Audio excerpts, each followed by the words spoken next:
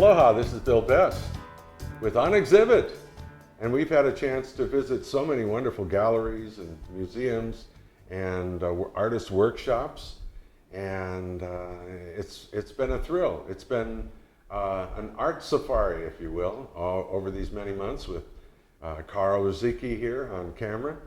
And we've had a chance to visit with the Viewpoints Gallery and the Vlad Kush Gallery in Lahaina, the Hui Noyau a couple of times this past year, and so many others. And today we're with Kim Mosley in her studio and workshop.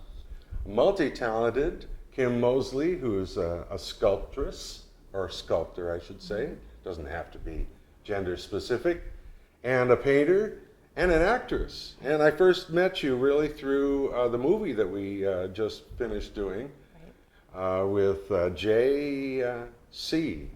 I know him as J.C. Coughlin. But Jay Coughlin. Yes. Okay, now we know. And you play kind of the heavy, tough chick in the movie. I get to play an art dealer. And an art dealer Yes, too. But you were pretty tough in the film. And I get to play the real heavy with the gun. Right. I get to hold a gun on you. I've never even owned a gun. So that was a lot of fun. The film is For the Hard Way. Or is it 10 yards the hard way. 10 yards the hard Right. way. I'll get it right eventually. I'm on in years. 10 yards the hard way. It's on YouTube, right? Well, the thing is we haven't really showed it yet, and the reason why we may try to get it in some film festivals, including Maui Film Festival, is we have to apply, and there's some requirements about not, showing things too much before, and so we're doing that, and I think Jay's doing the copyright right now. So we haven't really shown it a lot, and yet, we've done some smaller screenings just to, because we're still changing things in the film, but nothing public yet. Well, I'll certainly put the word out once it's available to view, whether you have to go to the Mac to see it or YouTube or wherever. 10 yards the hard way, and it's kind of a sports story, and you play the art dealer, and in the scene, you in one scene, you're in your gallery and your workshop right here, and it's inspiring to see your work. And in the movie, you're very convincing as an art dealer. Thank you. That's the job I was meant to do. In fact, in the movie, all of this work was done by an artist named Valentine, and I'm selling his work. Right. So but I wasn't in taking actuality, credit. all of this work is your work, not just the paintings, but these incredibly intricate sculptures that you've done. Tell us about the sculptures. What kind of material are you working with? I work with just about all materials in that I work wood, bronze, stone. I'm a painter too, and yet I specialize in stone sculpture. So that's my specialty. And I carve stones from all over the world, all different kinds. Alabaster, serpentine, calcite, basalt, all kinds. Some must be very difficult to work with. Some are much harder than others, absolutely. Some are very toxic, and some are very, very, hard to work in that, it even beats up all your tools. And so, but, I love working with natural, organic materials. There's just nothing like being able to transform something into something beautiful, Well, I can't imagine how you'd get a stone. Let's talk about this piece right here. This particular piece is a bronze sculpture. This is bronze. The original was a stone sculpture I carved, and I had a brown stone from Japan that I carved into a kane, and kane is the name of male in Hawaiian. And so I wanted to do a kane, and I decided to do a nude. I don't know if that was but I hadn't done a nude male before, so that was a really great challenge for me. And after I had finished the stone sculpture, I decided to make this available in a bronze edition. So therefore I had to make a mold and have it cast in bronze, and then I chose a patina. That's the color of the on the metal that you use with chemicals and flame to get the color on the top of metal, which is called a patina. And I wanted the patina to be darker, like to make a nice kane, a nice male color for. And this is a male, kids. If you've never seen one before, in fact, it's art. This piece here is also a bronze, but the Really? the original I carved was Italian marble. So the original of this was a white marble sculpture, and now I have this available in a bronze, but a different patina that's a little bit more of an ochre color, but I wanted it to look like stone. Well, now So- this is bronze. Correct. And is it hollow? It is. Oh, beautiful. But this is like, these pieces here are original stone sculptures. Well, that's what I really can't comprehend. Let's move over to this piece over here. This piece here Because, is this is a pink marble from Portugal called And this is the original called stone. a Rosa Verde. Yes, and this is what I wanted to do was keep some of the natural stones, some of the sod part, and some of the process in the sculpture. Yeah, I see that Where there. I left some of the chisel marks, and yet had her I titled this Emergence. So she's emerging out of this block of marble. What's nice about this pink Portuguese marble is it's some of the finest marble in the world next to the Italian Carrara marble. So it's very dense, very, very hard, and this gorgeous Rosa Verde color. Well, I can't imagine how you would start with a big block of stone, and then do you draw it out on the stone, or just start chipping away until, oh, there's a gluteus maximus. And then, Yeah. well, I might as well do the other one. And Yeah. I don't know how it works. It's magic to me. It's actually very, very difficult, because if you draw on the stone first and then your first pass at chiseling on it, those drawings are gone, Yeah, of and you're course. only working subtractively in a three-dimensional way, which is I guess I've had some painters say they can't see that way or use their brain that way. I don't know, but it's something I've constantly working at. But I will say that as an artist, to only work subtractively with a boulder and to see something in it and work that way is a great challenge for me. It's very stimulating as an artist to work, with this kind of medium. Well, it's some kind of magic. Let's move on to your octopus. This piece is really astounding. It's so organic. It's an octopus, in case folks can't tell. But you've started off with this stone. It's all one stone. Yeah.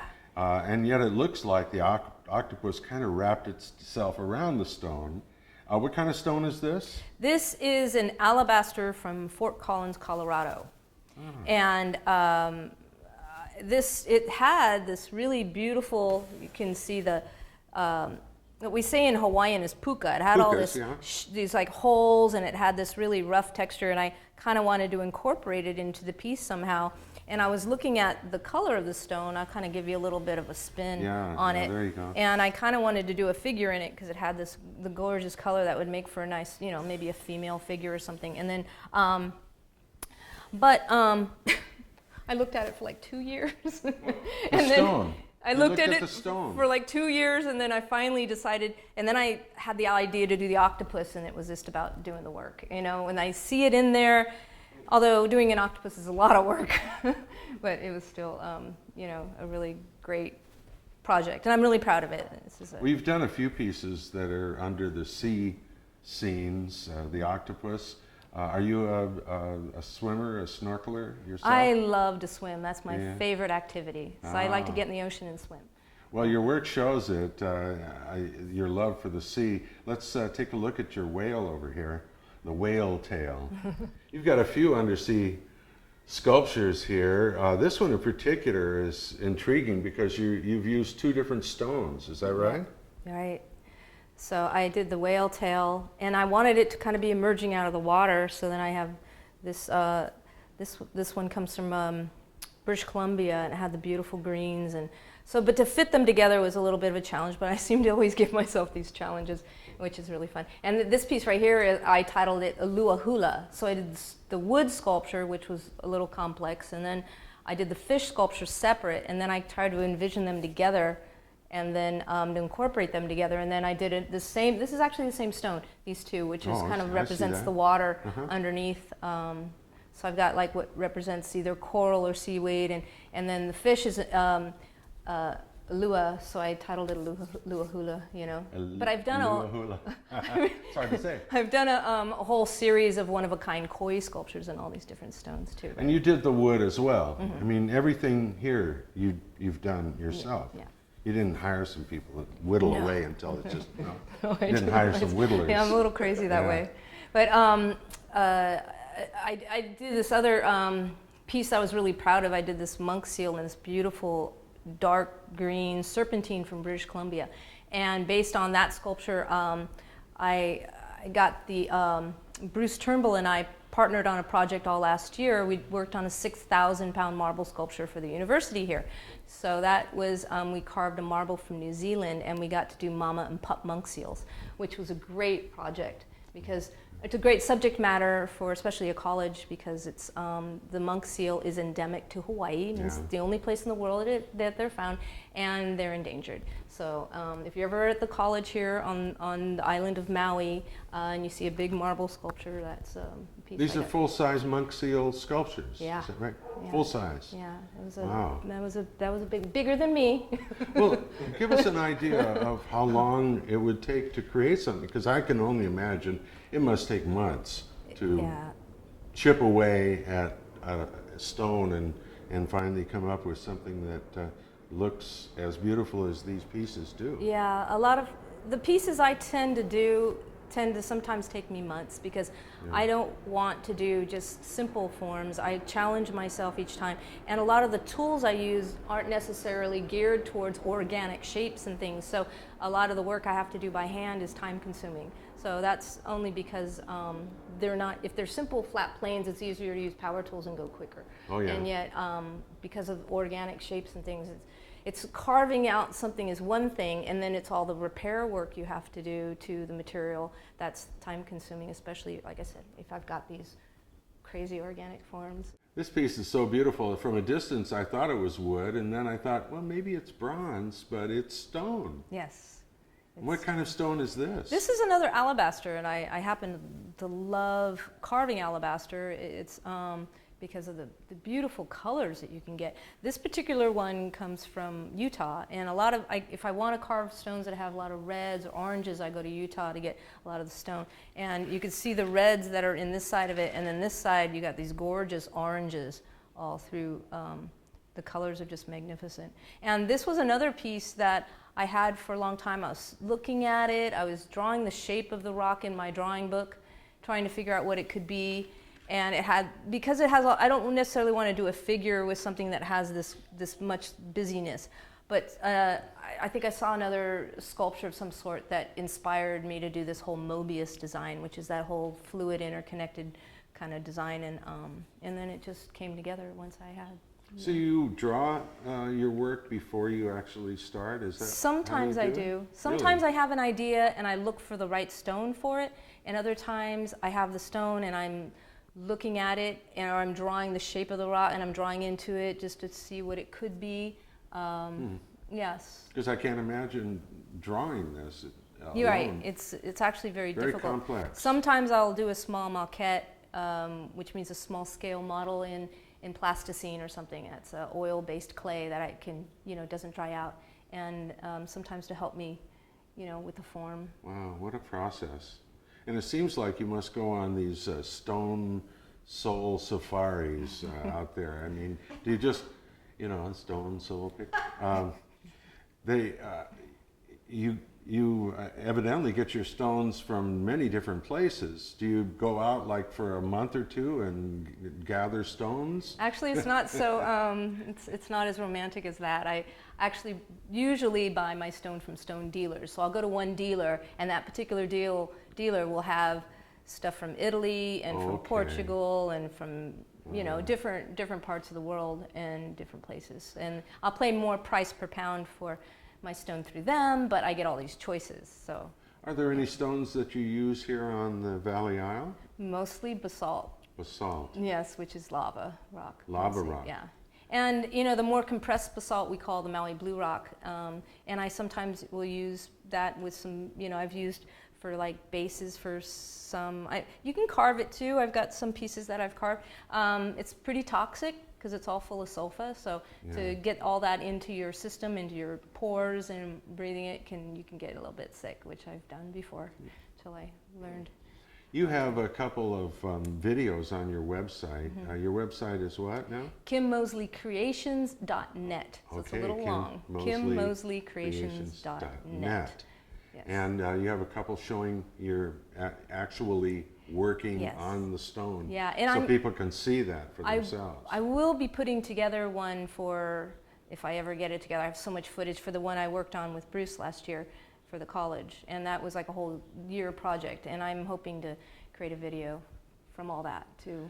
Well, we were lucky enough to go to the gallery of Rodin in France, and it was wonderful to see his work. But for me, the highlight was this little black and white movie that somebody had shot of him working.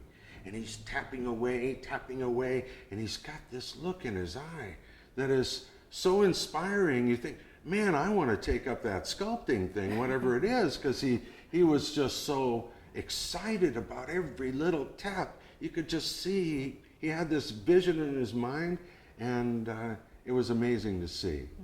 So I know that well.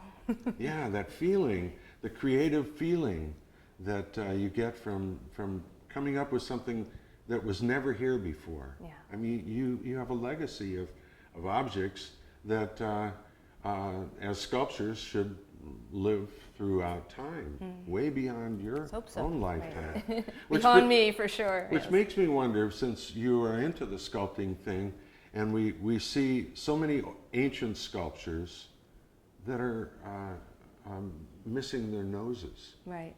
And I have to think, somebody has been collecting noses. Sculpted noses. Somebody has a huge collection of noses. Marble noses. They just went around and clink, kitty, clink, kitty, clink. I would hate to see that happen to any of your noses. Thank you. In your I've got one here, but yeah. Now you have some stones and things and some of your tools that we can look at. Yes. Let's go out in your yard area out here. My studio Your, space. your studio yard? Yes. We're under the mango tree out in your yard, and this is the area over here where you do a good deal of your work. Yeah. How lovely, outdoors.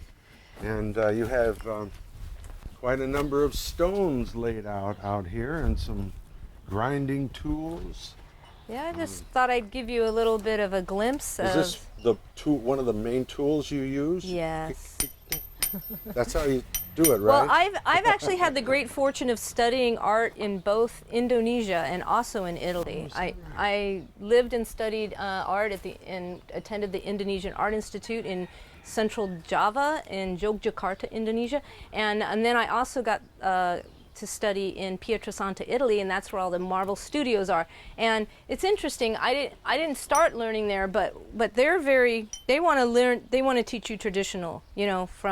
So we were pounding on marble with the hammer and chisel for several days, all bloody and bruised, and oh yeah.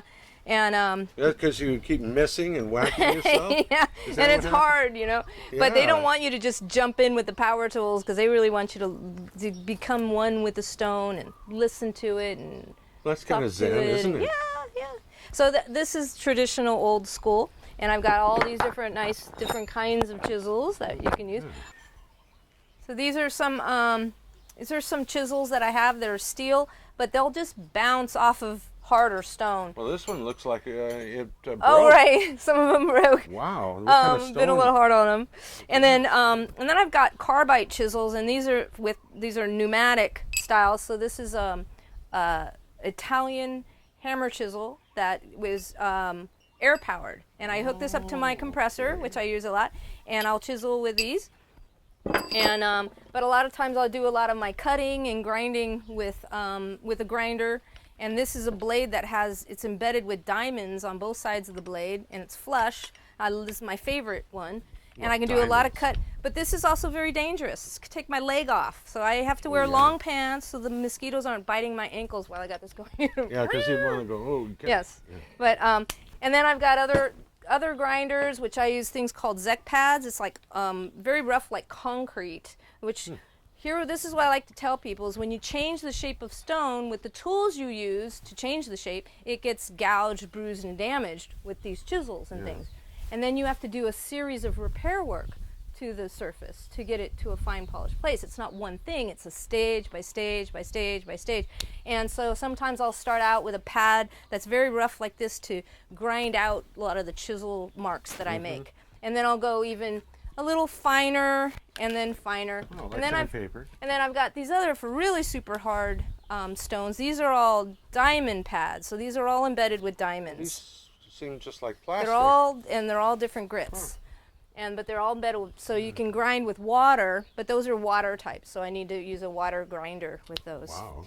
But So even, like I said, complicated. even when I grind out, and then I have to do different series of repair work. Like, for instance, these are lots of different grits of sandpaper. This is called silicone carbide sandpaper that I use with water to you know, like you go a little rough and then you go a little finer and then a little finer and a little finer and a little finer, and I'll go all the way up to like 2,000.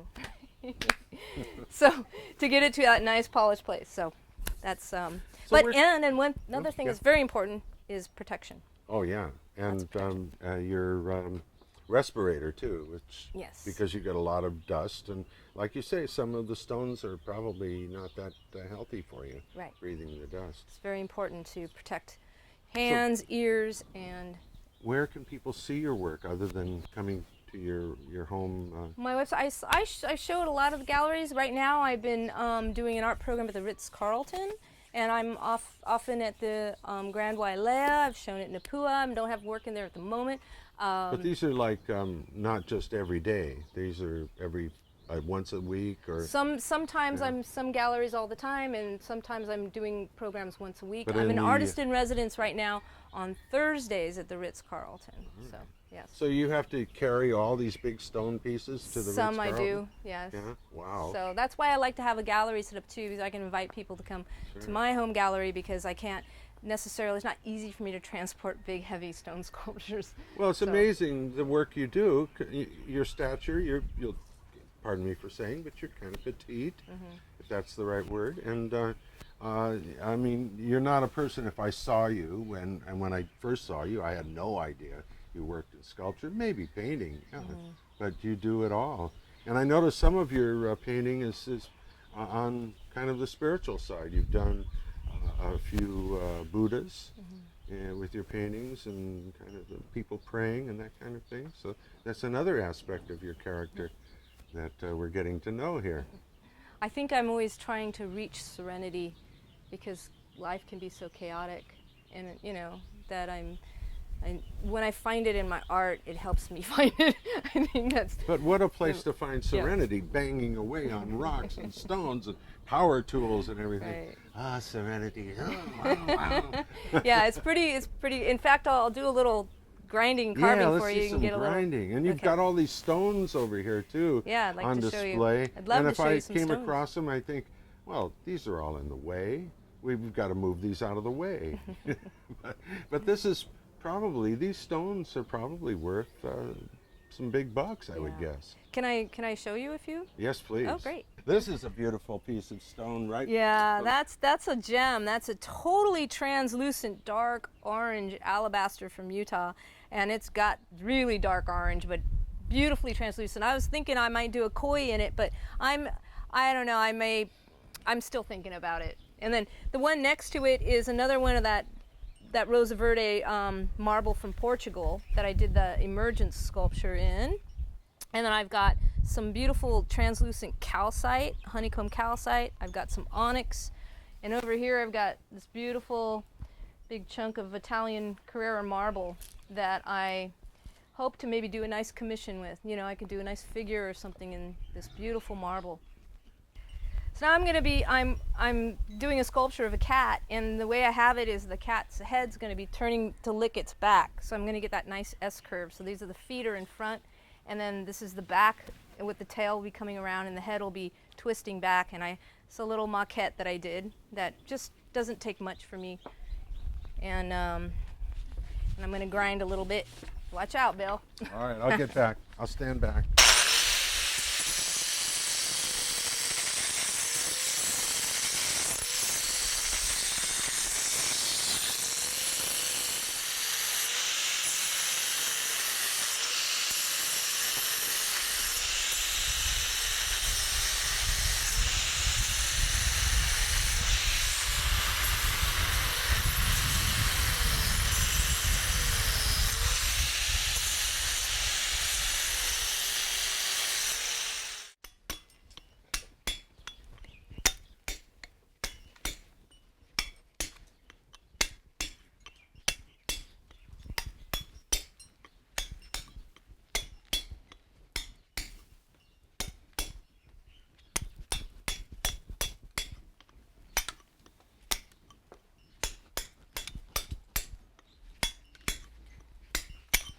Kim, it's been all too short. I could really spend an hour or two watching you work and looking at your artwork, your painting, and so much more.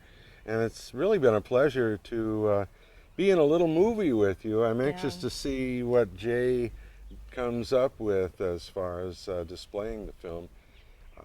I thought it was a pretty good film and good crew, good cast, and it was a lot of fun. And I got to hold a gun on you too. Yes, be that the was heavy. fun. And I wasn't even scared. No, of course not. I don't look like your average thug. So it's been really a pleasure seeing you work a little bit and seeing your work. And again, Kim Mosley Creations.net. And you can see more of her work and catch up with what she does, and even see her work even more so with her videos that she shot. So talented. What's next? Any big plans? Yeah, looking for the next big project to work on. Yeah? That's why I love collaborative art forms like filmmaking, because I sometimes spend months at a time by myself. Yeah. So hopefully Another movie? Hopefully. Yeah? Well, any producers out there? Kim Mosley, very talented. Thank you so very much. It's really been a pleasure. Thank you, Bill. And we wish you well, and Happy New Year, too. Happy New Year to you. All right, this is Bill Best with On Exhibit. Aloha.